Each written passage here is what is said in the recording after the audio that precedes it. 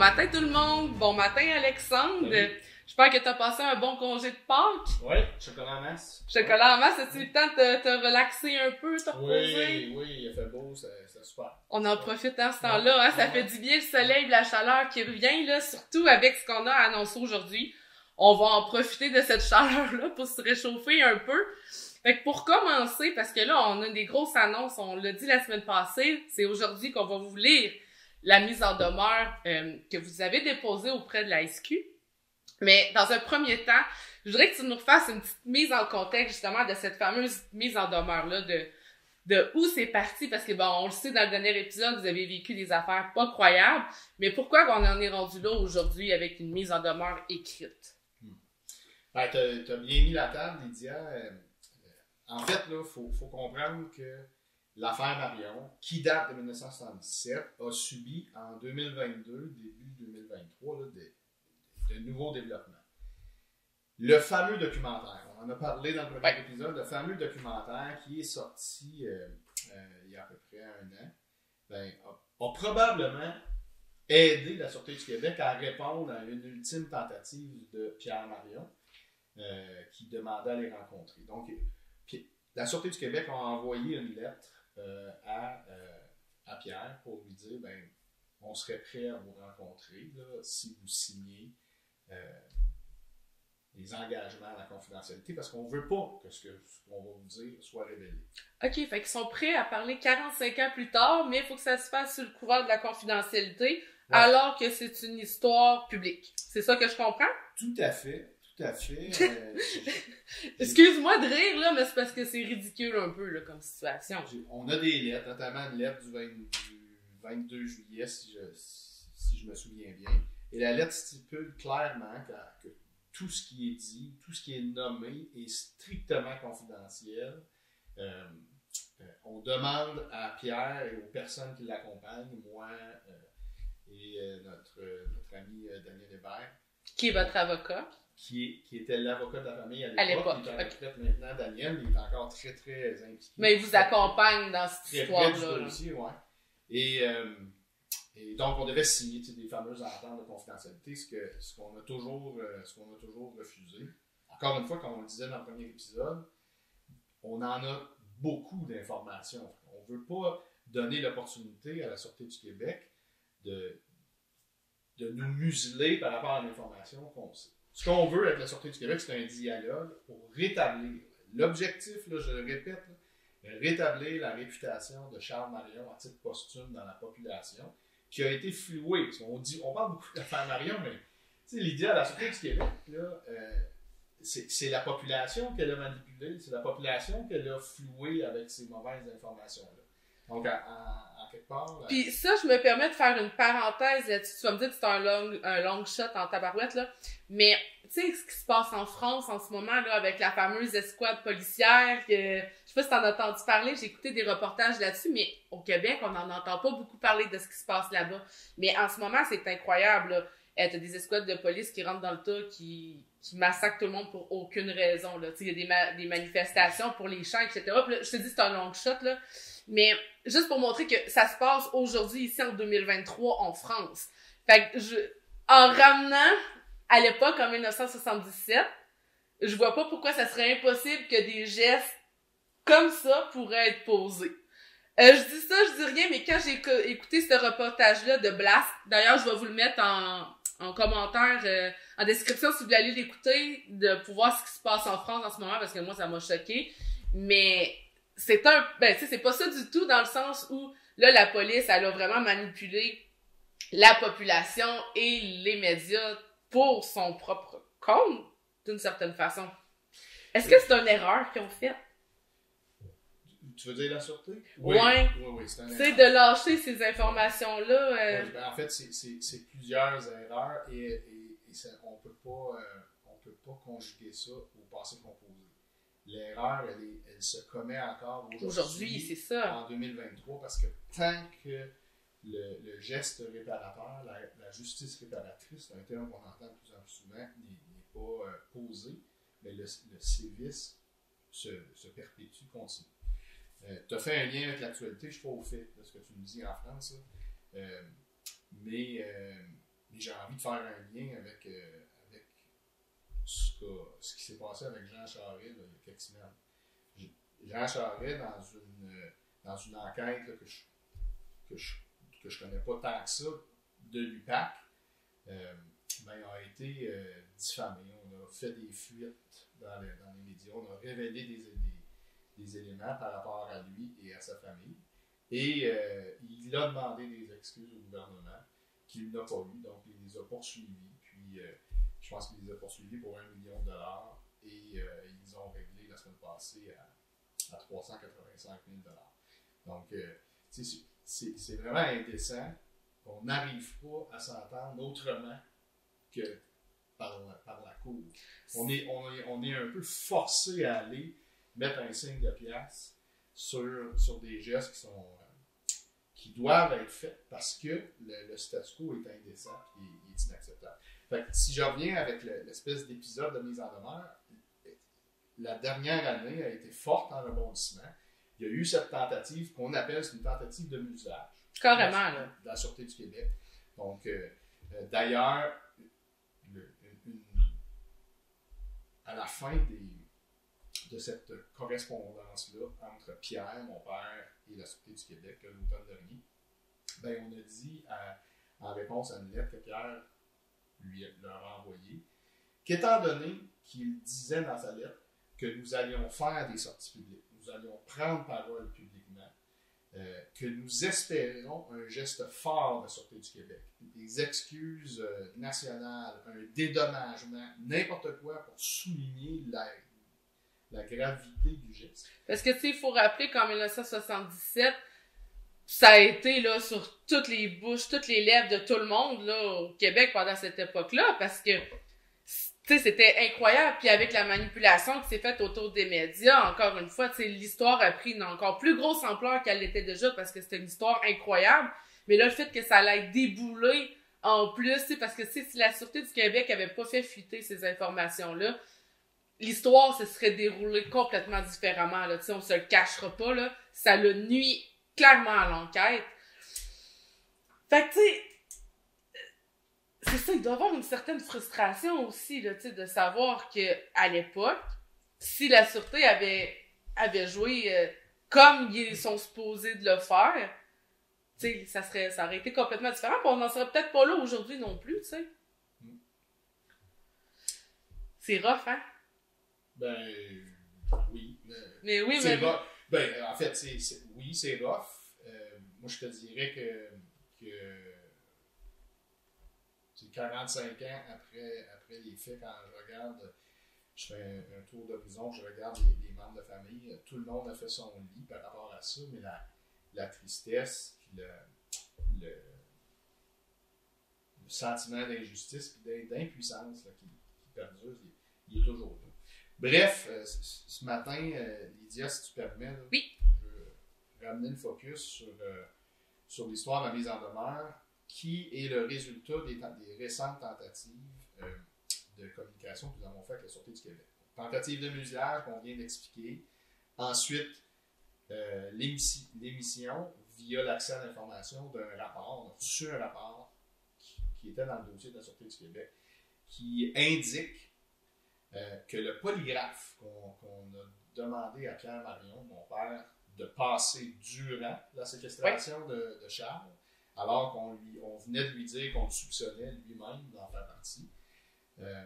Ce polygraphe-là a été réussi par Pierre. C'est-à-dire que cet expert-là, le rapport qu'on a d'un monsieur D. Gagné, indique clairement que dans la vidéo qui est tournée durant le polygraphe, il y a deux personnes.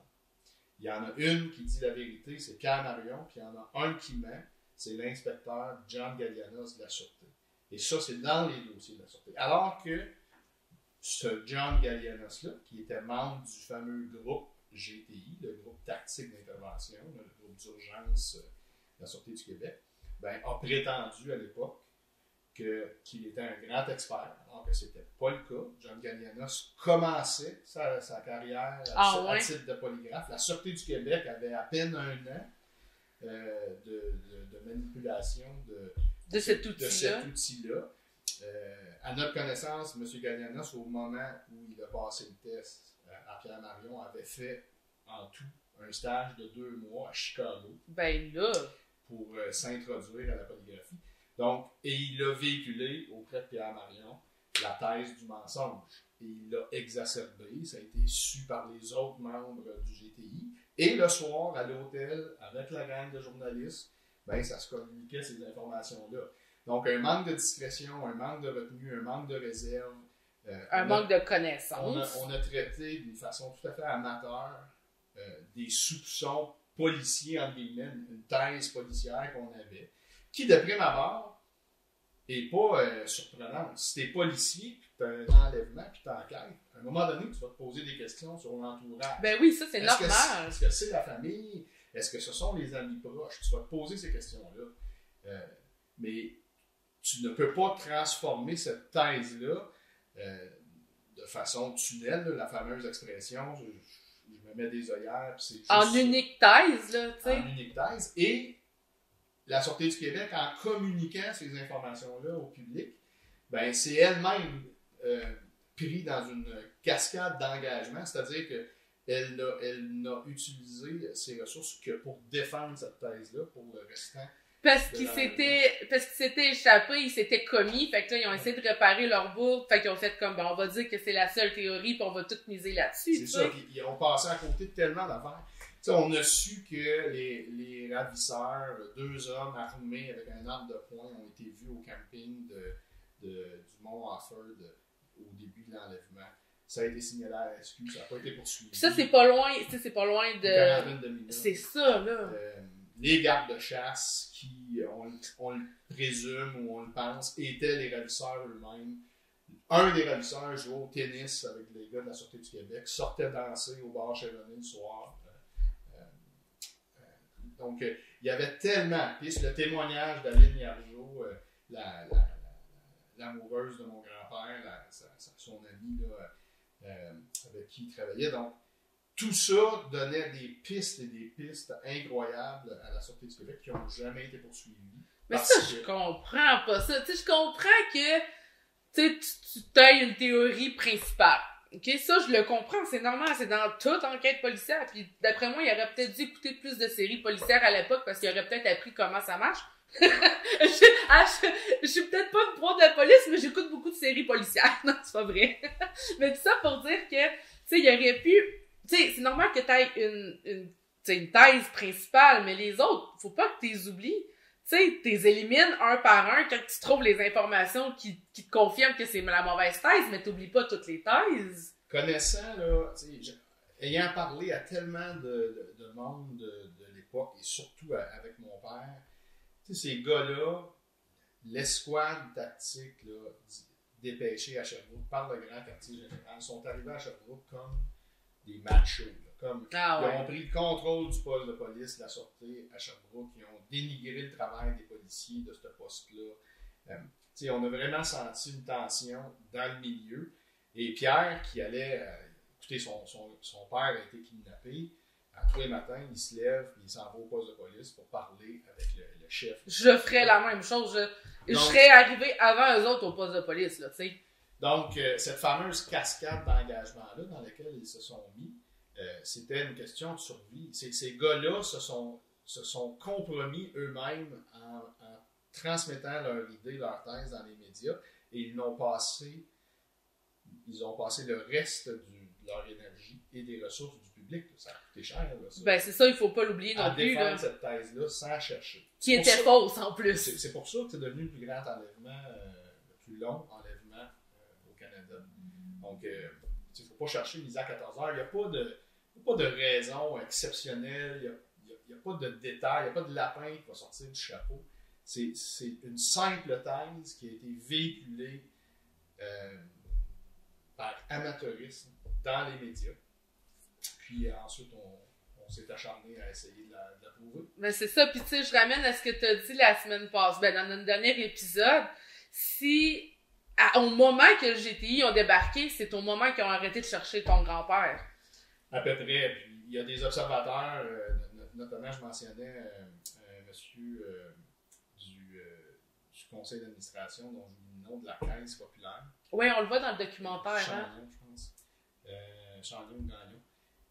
Alors, lui, il dit que ça a été visible. Ils l'ont senti tout de suite, là, à l'arrivée de ces gars. Alors, au fond de ces nouveaux événements-là, Lydia... Mais avant, il y a une chose que tu m'as dit, puis que là, je veux qu'on revienne là-dessus. Le fameux Desgagnés, là, l'expert du polygraphe, là, parce que là, tu l'as dit, qu'il avait confirmé que ton père avait dit la vérité, puis que le sergent Gallianos avait menti. Mais il est où ce fameux polygraphe-là, cet expert-là? Ben, ça, c'est une autre affaire qui est assez bizarre. Nous, comme je vous l'ai dit, on a obtenu ces informations-là via une demande d'accès à l'information.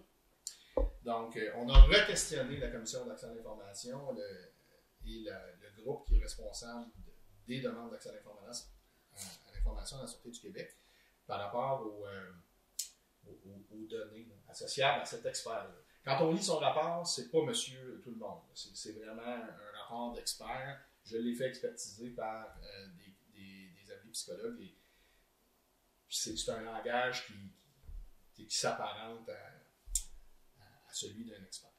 Or, on a demandé c'est qui? C'est-tu un sergent? C'est-tu un inspecteur? C'est-tu un contrat? C'est-tu un employé?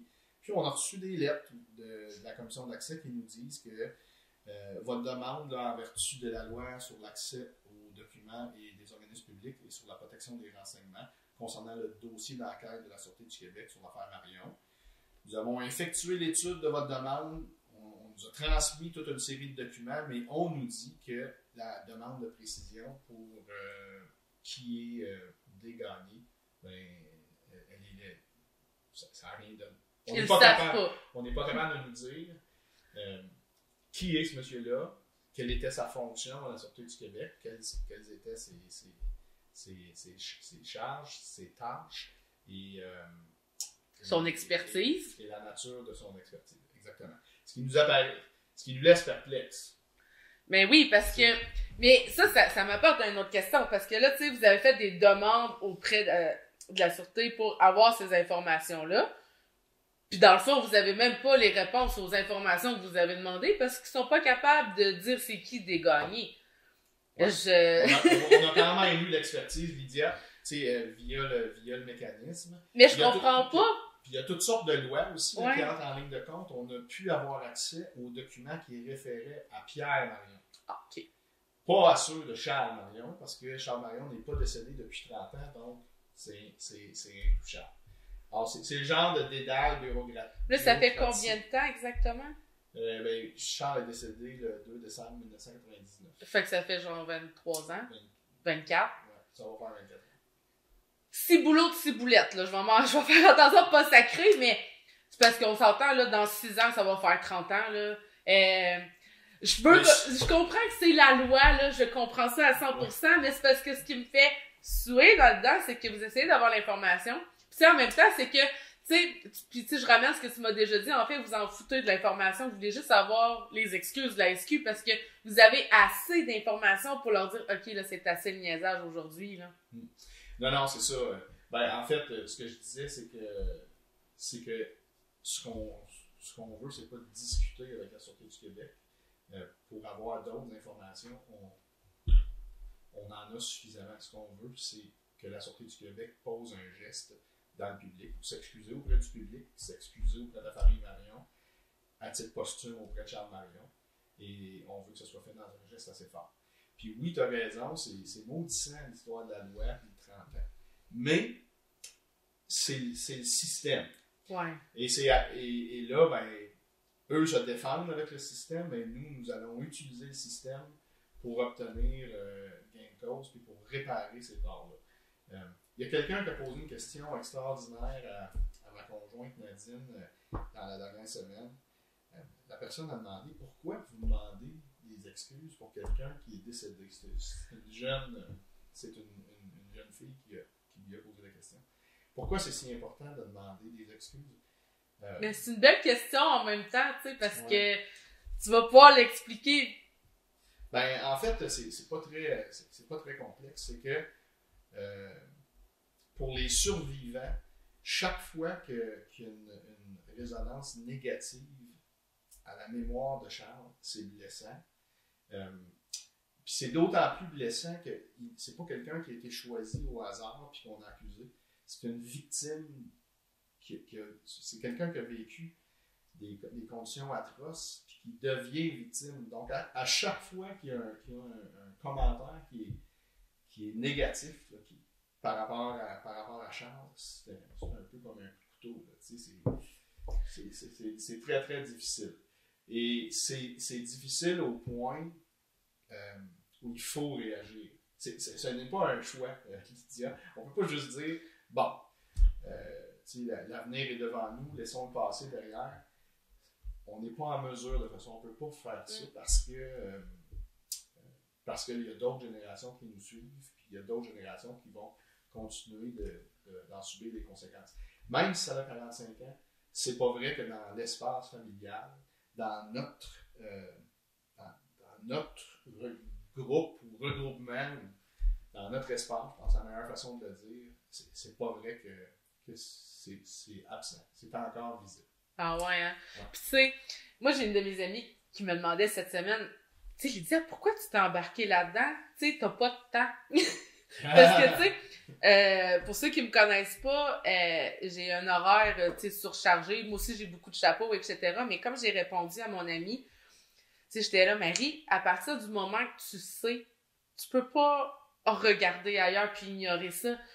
Je connais l'injustice que vous avez vécue, puis à partir du moment que je sais que vous avez vécu une injustice, je peux pas l'ignorer. C'est pas dans ma nature d'ignorer une injustice aussi grande que celle-là que vous avez vécue. Puis sur les réseaux sociaux, sur TikTok entre autres, il y a beaucoup un terme qui circule qui s'appelle le victim blaming, qu'on dénonce justement les faits ou que le blâme est rejeté sur la victime plutôt que sur les ravisseurs. C'est exactement ça que vous vivez depuis 45 ans.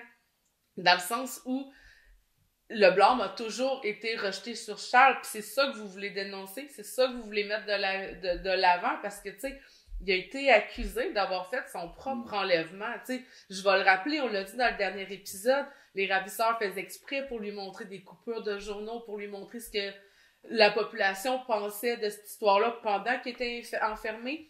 Puis tu sais, ça, c'est juste un exemple parmi tant d'autres de tout ce qu'il a vécu, mais le victim blaming, le victim shaming, c'est assez. Il faut que ça arrête à un moment donné, puis on est en 2023. Je peux pas croire que ça existe encore, tout simplement, tu sais. Fait qu'à partir du moment qu'on le sait, on n'a pas le choix de dénoncer la situation, parce que comme tu as dit, c'est pas juste pour moi, c'est pas juste pour ton grand-père, c'est pour toutes les générations qui vont suivre par après, tu sais. On veut pas que des situations comme ça se reproduisent, puis on veut que si jamais ça arrive, parce que, tu sais, on n'est pas à l'abri de rien, malheureusement, ben qu'au moins les bonnes actions soient faites pour entourer la famille, pour dénoncer, tu sais, de prendre ses responsabilités. Voilà, je pense, le thème. Là, tu sais, je m'adresse à la Sûreté du Québec, là. C'est le temps que vous les preniez vos responsabilités en 2023, là. Puis, tu sais, on en parle tellement souvent tu sais, sur les réseaux sociaux. Je sais que, tu sais, que vous êtes pas beaucoup sur TikTok, puis je parle de toi et ta famille, mais c'est de quoi qui revient énormément, là. Moi, c'est de quoi que je suis tout le temps, tu sais, ce genre de... On se cachera pas, là, les policiers ont une grosse job. C'est pas simple. Mais ça n'est pas une excuse pour pas faire tout ce qu'on peut pour bien faire son travail. Donc, Lydia, encore une fois, je reviens sur... Tu m'as posé la question tantôt, ben, oui. Donc, pourquoi une mise en demeure écrite? Ben, avec tous ces éléments-là, le mutilage, le rapport des gagnés, la réponse de la Sûreté du Québec qui nous dit, suivant la lettre de mon père, ben, finalement, ça ne nous tente plus de vous rencontrer. Vous nous parlez de dédommagement, vous nous parlez de médias, on n'est plus intéressé à vous parler. Alors, avec tous ces faits-là, la famille a décidé de poser des gestes dans l'espace public pour dévoiler ces informations-là. On a fait des entrevues à la télé, on en a fait à l'émission Le Monde à l'envers, on en a fait à au moins 2 antennes radiophoniques. Il y a eu plusieurs publications sur les médias sociaux. Ça a créé un petit engouement dans le sens que j'ai eu des appels du public, on a eu de bons commentaires. Claude Poirier, le journaliste très connu, là, m'a rappelé avec les éléments qu'on a rappelés dans le premier épisode, là, la fameuse histoire avec son épouse.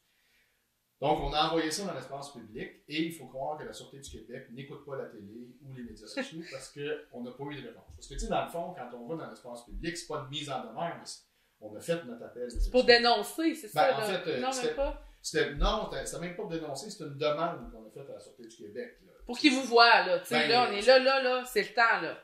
En fait, Lydia, c'est des demandes d'excuses. C'est pas pour qu'ils nous voient, c'est pas pour dénoncer, c'est pour qu'ils nous qu'ils vous entendent. Qui nous entendent, là, qui répondent à notre demande d'excuses, qui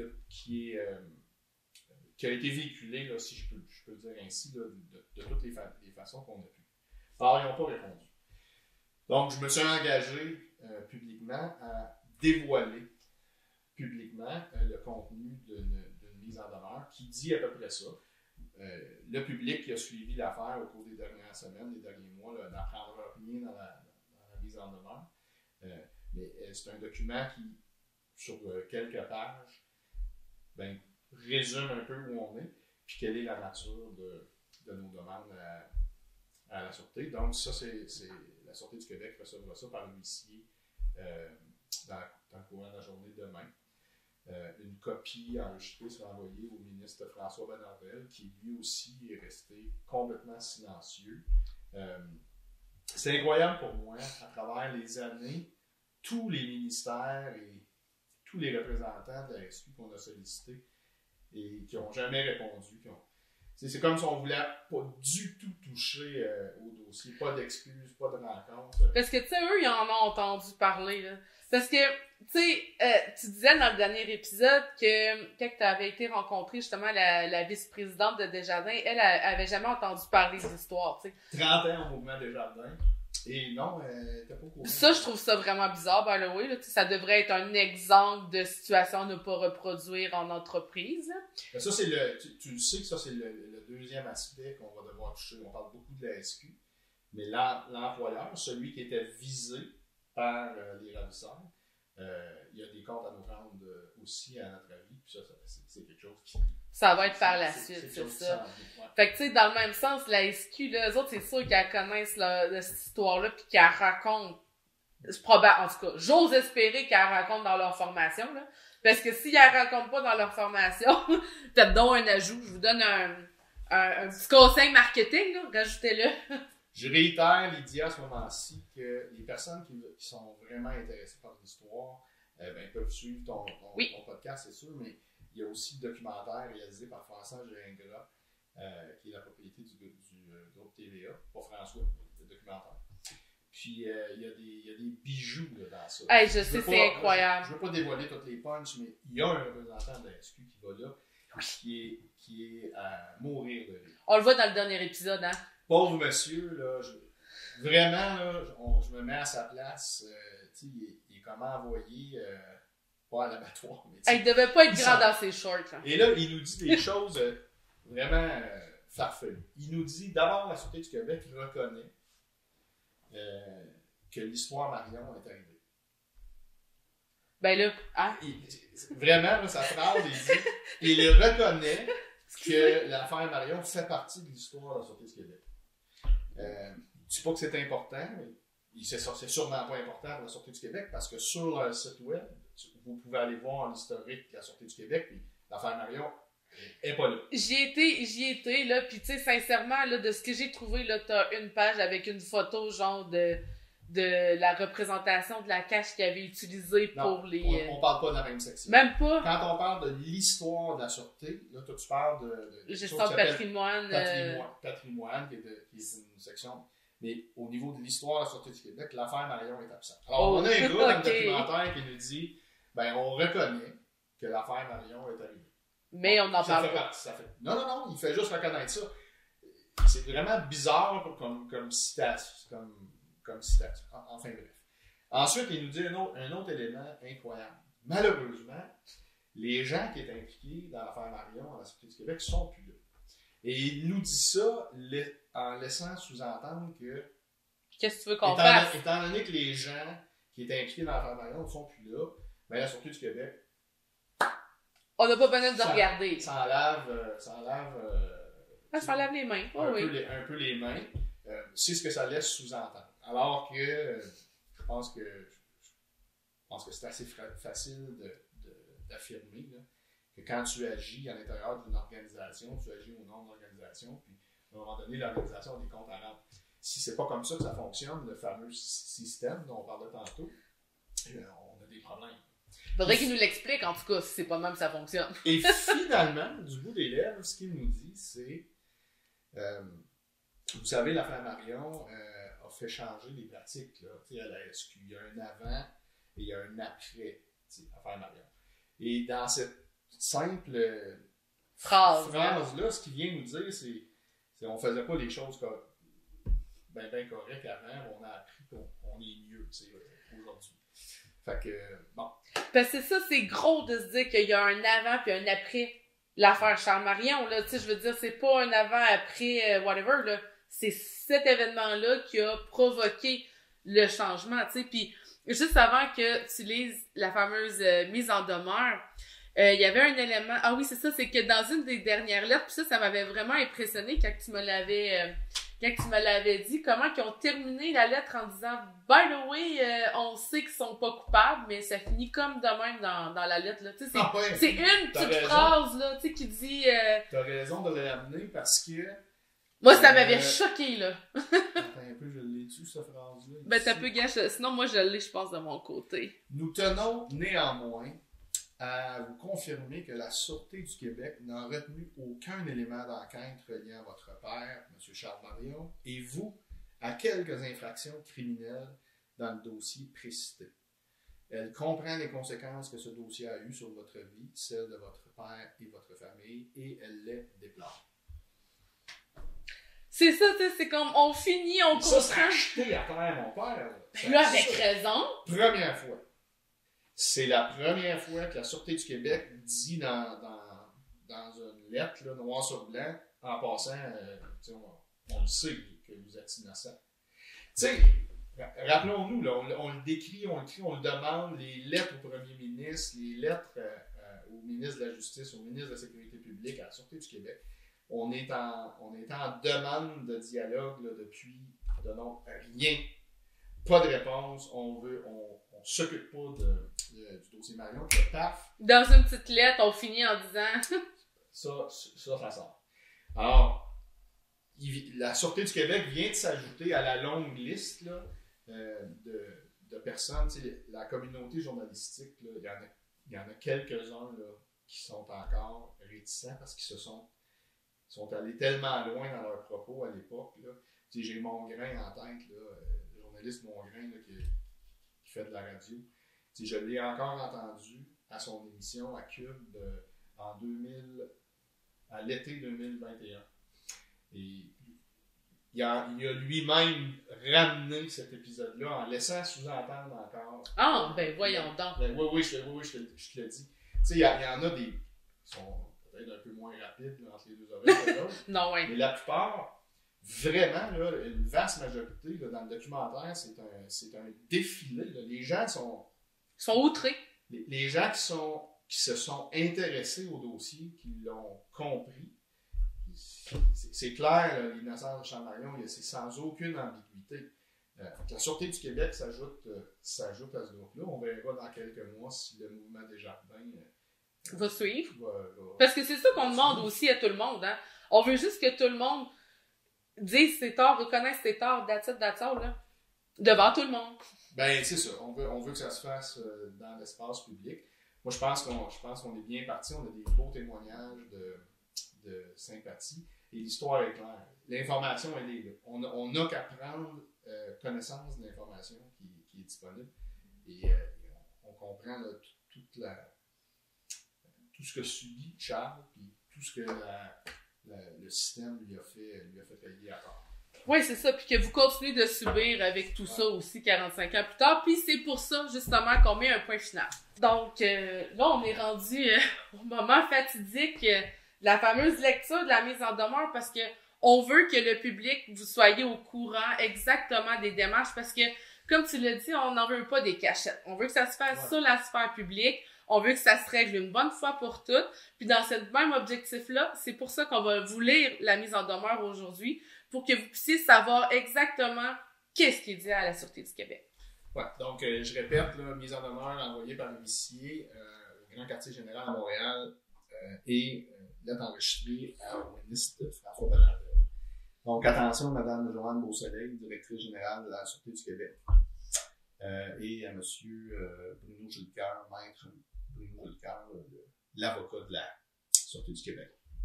Donc, Mme Beausoleil, maître Jolicoeur, je suis le petit-fils de Charles Marion qui a été enlevé le 6 août 1977 à son chalet de Stoke par des individus qui l'ont détenu dans des conditions atroces pendant 82 jours et qui ont demandé le paiement d'une rançon d'1 million de dollars pour la libération de leur otage. Votre organisation a alors jugé bon de déléguer au poste de la Sûreté du Québec à Sherbrooke une équipe d'urgence peu expérimentée pour ce genre de crime. Une équipe en provenance de Montréal. C'est donc l'inspecteur Robert Terrien qui s'est amené à Sherbrooke avec son équipe pour diriger l'enquête visant à élucider ce crime. Quelques jours après l'arrivée de cette équipe à Sherbrooke, des rumeurs ont commencé à circuler dans les médias au sujet d'une possible complicité de M. Charles Marion dans son enlèvement. Cette hypothèse étant alors véhiculée par les soins de l'équipe dirigée par l'inspecteur Robert Terrien de la Sûreté du Québec auprès de nombreux journalistes présents à Sherbrooke pour suivre le déroulement de cette enquête très médiatisée.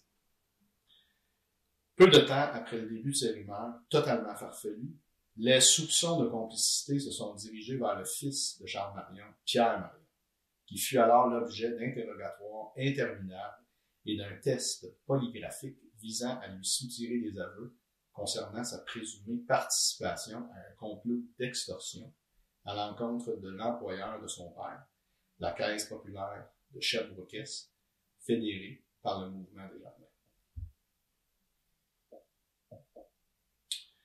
Pendant toute la durée de cette interminable séquestration, soit 82 jours, cette hypothèse absolument non fondée et véhiculée sans interruption par les soins de l'équipe dirigée par l'inspecteur Terrien a été inlassablement reprise par plusieurs médias qui s'abreuvaient auprès des représentants de la Sûreté du Québec. M. Marion, au fond de son cachot souterrain, était régulièrement mis au courant de cette hypothèse diffamante par ses bourreaux qui lui présentaient lors de leur visite des extraits de journaux reprenant cette rumeur propagée par la Sûreté du Québec.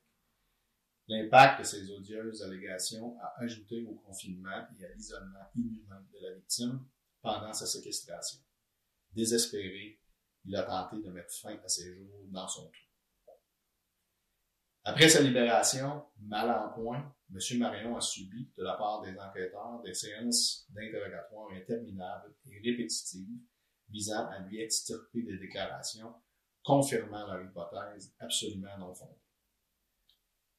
Toujours après sa libération, laquelle a été obtenue grâce aux efforts de la famille et contre l'avis de l'inspecteur Terrien et celle de ses collègues du groupe d'urgence, M. Marion a été constamment sous les soins de son psychiatre parce qu'il souffrait d'une profonde dépression causée par son enlèvement, sa séquestration et surtout par l'insistante harcelance des enquêteurs, toujours dirigés par l'inspecteur Robert Terrien, qui ont tenté de lui faire avouer qu'il aurait participé à son propre enlèvement. Au surplus, l'important contingent de policiers initialement dépêchés à Sherbrooke avec le groupe d'urgence a été réduit à quelques individus qui se sont concentrés uniquement sur la victime pour lui faire avouer sa complicité alléguée. Après son hospitalisation, des interrogatoires se sont tenus plusieurs fois par semaine, plusieurs heures à chaque fois, de janvier 78 à juin 78. Ces séances déshonorantes ont pris fin lorsqu'un des ravisseurs a été capturé de manière fortuite grâce au travail des policiers de Sherbrooke.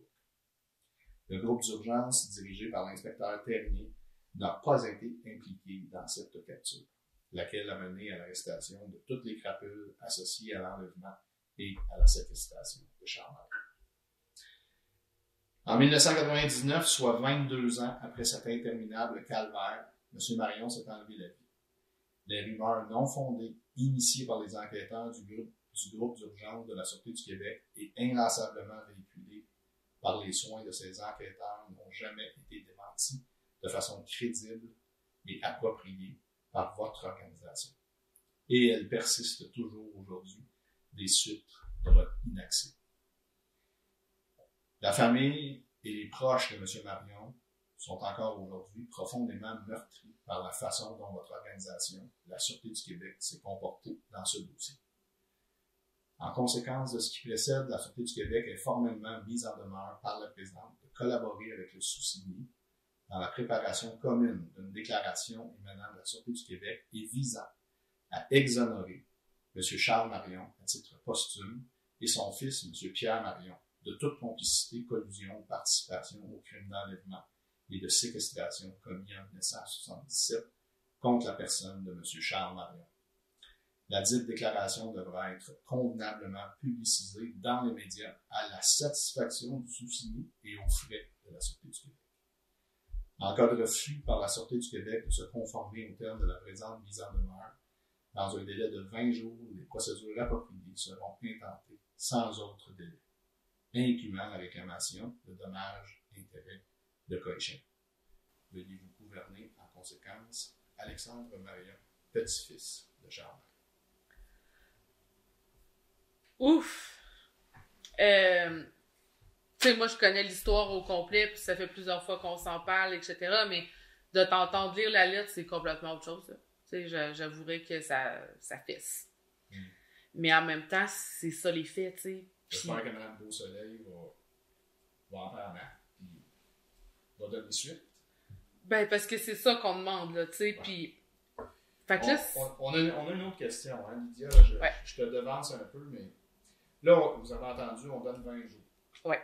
Il y a eu des demandes d'excuses dans les médias, c'est resté lettre morte.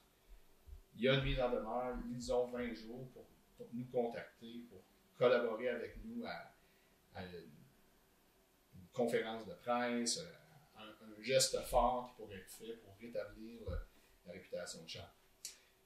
Mais il y aura une suite. Si on n'a pas de réponse, si on n'arrive pas à s'entendre avec la Sûreté du Québec, s'ils font comme ils ont toujours fait, c'est-à-dire pas nous appeler, puis essayer de se cacher, là. Et essayer de se cacher, ben là, on va passer à la deuxième étape. La deuxième étape, comme je l'ai déjà annoncé, ce seront des recours en justice. Donc, il y aura une mise en demeure dans laquelle on devra réclamer des montants. Et je t'avoue que je te pose la question à toi. C'est toujours délicat. Un petit montant, ça n'a pas de bon sens parce que, écoutez, juste aller voir l'état dans lequel il a été séquestré, cette espèce de cache-là dans lequel ils l'ont installé, ça n'a pas d'allure. Un montant trop élevé, ça indigne le public. Mais on ne voit pas d'autres moyens. Si la Sûreté du Québec ne s'avance pas pour s'excuser, on ne voit pas d'autres obstacles. Je me sers de toi. Comment on fait pour évaluer des dommages et intérêts dans une cause comme ça? 82 jours de séquestration et une diffamation organisée pendant 45 ans qui perdure encore aujourd'hui. Qu'est-ce qu'on demande à la Sûreté du Québec comme dédommagement si jamais on doit se rendre là? Hey, ben franchement, là, j'espère qu'on se rendra pas jusque-là parce que je sais pas comment quantifier ça. Tu sais, tu me poses la question, puis ben franchement, là, je sais pas quoi te répondre parce que là, on se demande de c'est... Tu sais, j'ai de la misère à le dire parce que c'est gros, mais on est en train de mettre un prix sur la vie de quelqu'un. Ça n'a pas d'allure.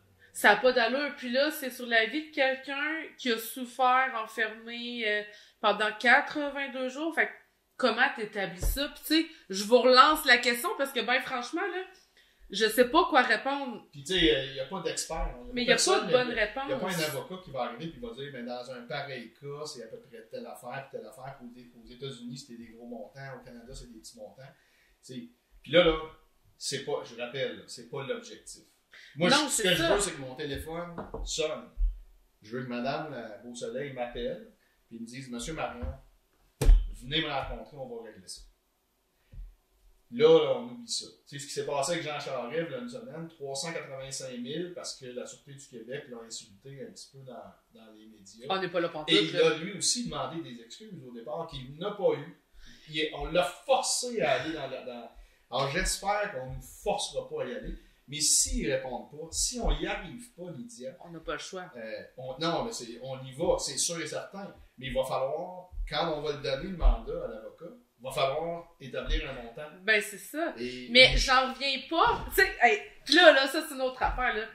Tu sais, tu l'as nommé avec Jean Charest, c'est la même maudite affaire qui demandait des excuses. On veut pas d'argent, on ne veut pas d'argent, on veut des excuses. Pourquoi qu'ils veulent pas le faire? Jean-Pierre Rancourt, je le rappelle, là, qui a été l'avocat à l'époque des accusés, là, des bandits, des crapules, là, Claude Valence, entre autres. Donc, faisait une entrevue il y a quelques semaines, et dans cette entrevue-là, ce qu'on l'entend dire, c'est l'aveu, c'est une... Les excuses, c'est comme un aveu. Le code civil dit le contraire. Mais Maître Rancourt, qui est un criminaliste reconnu, dit c'est comme des aveux, et c'est sûr que si le groupe s'excuse, ça peut être utilisé pour une poursuite, c'est probablement pour ça qu'ils veulent pas s'excuser. Mais en même temps, ils savent qu'on s'en va là. Il doit avoir moyen de faire des ententes. Si le geste est assez fort, est assez public, est assez crédible, il doit avoir moyen de faire des ententes avec le ministère de la Sécurité publique puis avec la DG de la Sûreté du Québec, du Grand Quartier Général, pour régler ça. C'est sûr, je répète l'image que j'ai déjà dit sur une autre antenne. Là. J'aime beaucoup le théâtre, Lydia, là, puis aller voir une pièce de théâtre dans un sol d'église, là, c'est bien le fun. Mais c'est pas là qu'on est en termes de geste. Là. On n'est pas mal plus au show de Pink Floyd, au stade olympique. Là.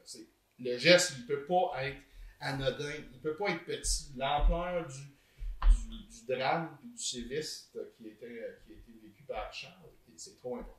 Puis tu sais, en plus, il y en aurait plein de choses qu'ils pourraient vous proposer au lieu d'argent, parce que tu sais, on s'entend, c'est pas ça que vous voulez. Mais tu sais, ça pourrait être une rue au nom de Charles Marion, est-ce que ça pourrait être une statue, est-ce que ça pourrait être une effigie, est-ce que ça pourrait être une... Je sais pas, tu sais, mais...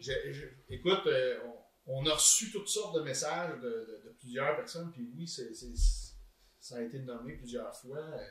Le mouvement des jardins, d'abord, c'est richissime. On est fiers du mouvement des jardins. On est... c'est un gros employeur au Québec. Donc on s'est dit, pourquoi pas nommer un des édifices à la mémoire de leur, hey, c'est une bonne idée. De leur ancien employé. Quand on parle de justice réparatrice, là, c'est de ça qu'on parle. Donc, une statue, bon, c'est un peu prétentieux là, à nommer comme ça, mais je me dis... Rendu là. N'importe quel geste qui est fort et qui est crédible pour le rétablissement de sa réputation. Dont une conférence de presse. Ça commence par une conférence de presse. C'est ça. Puis encore faut-il s'entendre avec la Sûreté du Québec pour que ce soit suffisamment éloquent. Suffisamment important comme geste pour qu'enfin on puisse tourner la page.